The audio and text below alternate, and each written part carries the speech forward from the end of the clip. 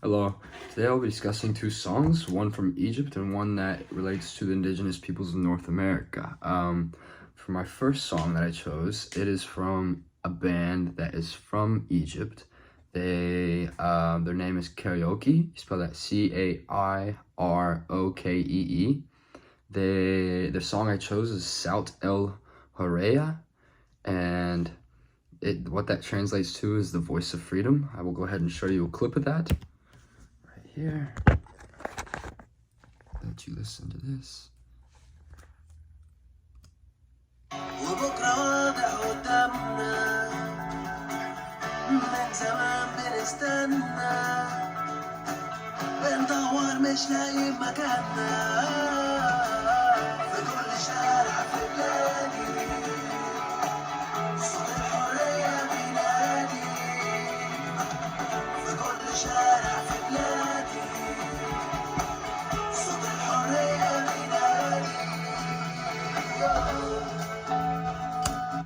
What you just heard there at the end was the melody, or that would actually be the chorus, the main part of the song that repeats multiple times throughout this song.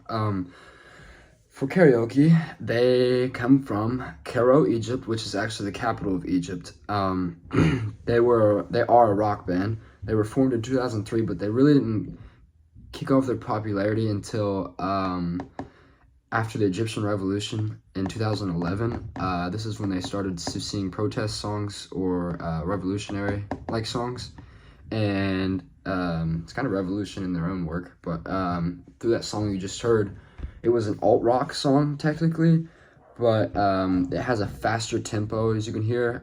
If you didn't know how to count tempo, didn't have musical theory knowledge, I guess you could say, I would assume that would be slower, but it's kind of faster if you can count the tempo. It was like 1, 2, and 3, and 4, which is kind of quick.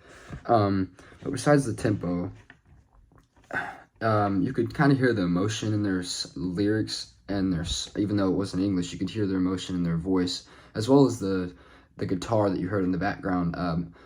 So it was like emotionally energetic. Like I said earlier, it was a protest-like song, but vocals are very passionate. The chorus that you heard, in translation, if you couldn't read the caption, I believe my camera was still around, it is, "In every street of my country, the sound of freedom is calling." Basically, this song is a cry for freedom from political corruption and justice, and for justice. It's about political change and equality there in Egypt. And as far as the instrumentation goes, you could hear guitars and drums are like the percussion, but passionate vocals, and it had a steady rhythm. But that was pretty much it for that one. So for my next song, I chose Buffy Sainte-Marie. She is an indigenous artist. The song I chose is called Universal Soldier. Let me just play the song first. Buffy Sainte-Marie. A Buddhist and a Baptist and a Jew, and he knows he shouldn't kill, and he knows he always will kill. You for me, my friend, and me for you.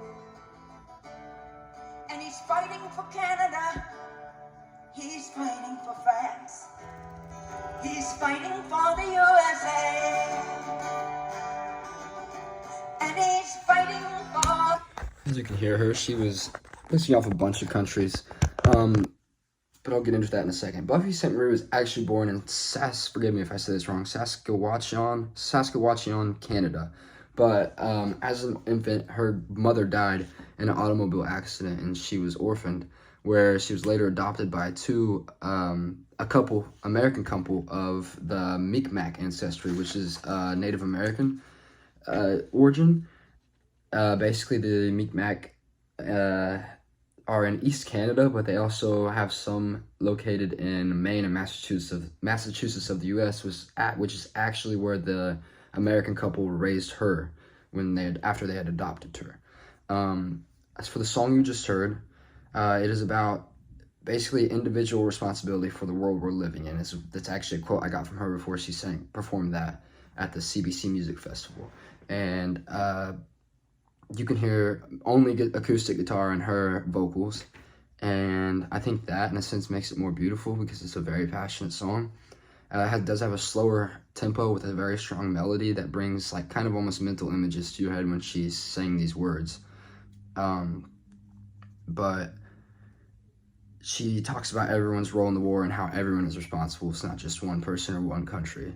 And it is a folk genre, and the social issue that it takes over is not necessarily just about indigenous issues, but about war and its toll, and about social justice in all and total.